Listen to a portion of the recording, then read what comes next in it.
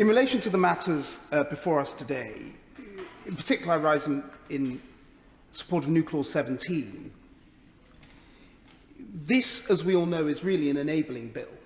A lot of the meat of this bill comes in regulations that will be passed over the coming weeks and months. And I think it's important in the short time available to me to stand up for the regulators, because frankly someone has to in this debate.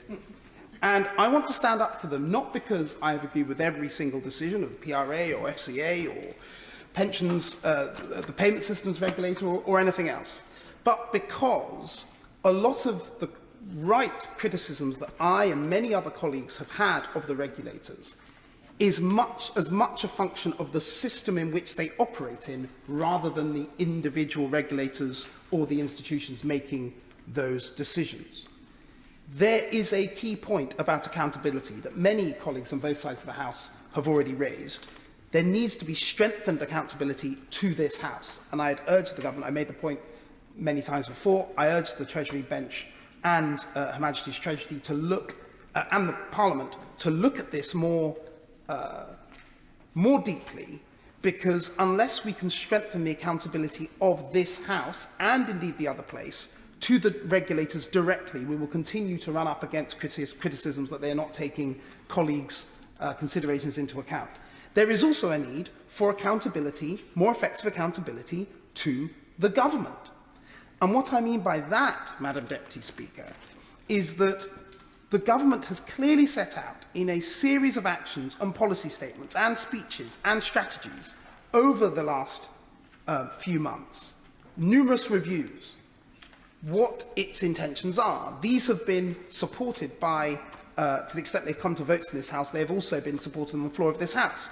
But sometimes there is a gap between the intention of the government and what ends up coming through, even when regulations are passed to that end. And I think it is important that the regulators and the government, we work together to find a system whereby the government can ensure that its aims strategically are being supported on an ongoing basis by the regulators, not just saying what the policy is, passing regulations and allowing the regulators to get on with it. However well they try and do that, a lot will get missed. So I think that we need to think about that.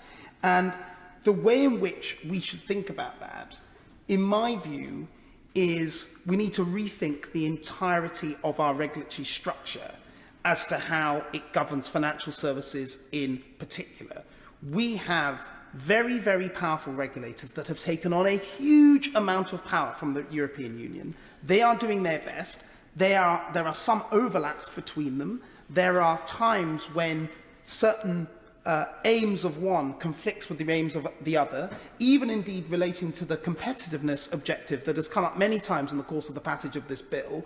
We end up with a situation where the regulators have to balance off competitiveness vis-à-vis other secondary objectives and indeed the primary objectives, working out how we are going to put together a framework that enables better accountability to this House, better accountability to the political aims that have been passed by this House and of the aims of the government, so that we get a regulatory system that drives a better, more competitive, safer financial services system.